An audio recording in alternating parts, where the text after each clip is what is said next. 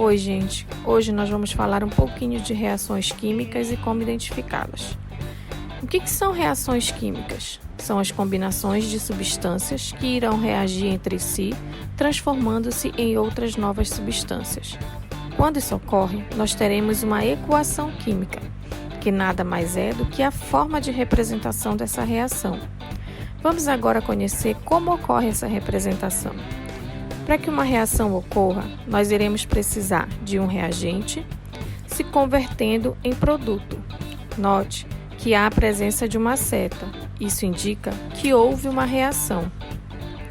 A exemplo, nós teremos o H2 reagindo com o O2, e aí nós iremos inserir uma seta que vai nos fornecer como produto o H2O. Vale ressaltar que em cima da seta poderá aparecer alguns símbolos, indicando as condições em que essas reações estão ocorrendo, como a presença de luz, calor, água ou catalisador. Só lembrando que nós vamos ter uma seta, nós vamos ter antes dessa seta o que nós chamamos de reagentes, que são as moléculas que irão reagir, e depois dessa seta nós teremos os produtos, que é o que irá se originar de cada reação. Como nós vamos identificar se aquele fenômeno é uma reação química ou não? É muito simples. As reações químicas, como são transformações, elas vão sempre ocorrer com a liberação ou transformação de alguma substância. Por exemplo, se tiver liberação de energia, luz, calor, como ocorre na combustão, lembra que nós falamos nos ciclos biogeoquímicos? Significa que houve uma reação. Se tiver a liberação de gases, quando nós colocamos um comprimido efervescente na água, por exemplo. Se houver a formação de um sólido. Se houver a mudança de coloração. Se houver a mudança de odor, de sabor. Por isso que nós colocamos os alimentos na geladeira, porque eles retardam o processo de decomposição. Lembram que os alimentos, quando eles mudam de odor e sabor, ou é pelo processo de cozimento ou de decomposição. Quando há o crescimento de um organismo vivo, quando há a fermentação, na fabricação de pão, por exemplo, e quando há a decomposição da matéria orgânica. Então, tudo isso indica que houve uma reação química, porque nós tivemos a transformação da matéria. Nós vamos ver agora os tipos de reação química.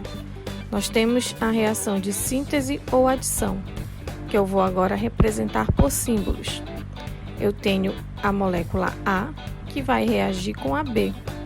Nós teremos a seta, que indica que ocorreu a reação, e como produto, nós teremos apenas uma substância C. Significa dizer que de duas substâncias nós produzimos apenas uma. A exemplo, nós temos a equação anterior, que é quando o H2 reage com o O2, fornecendo o H2O. Duas ou mais substâncias irão produzir apenas uma. Isso significa que houve uma reação de síntese ou adição. Já na reação de análise ou decomposição, nós teremos uma substância que irá produzir duas ou mais. Nós temos aqui a substância A, na seta que indica que ocorreu a reação, fornecendo as substâncias B mais C. A exemplo disso, nós temos a eletrólise do NaCl, quando ele vai se transformar no Na sólido e no Cl2 gasoso. Aqui indica que ocorreu uma reação de decomposição ou análise. Já na reação de deslocamento ou simples troca, nós temos a substância A, que é uma substância simples, mais a substância BC, fornecendo a substância AC mais a substância B. Veja que houve o deslocamento de apenas um par, continuando com a mesma equação, porém em posições diferentes, ou seja, moléculas diferentes. Nós temos aqui o zinco quando ele reage com HCl. Quando essa reação ocorre, nós temos o cloreto de zinco mais o desprendimento de um gás.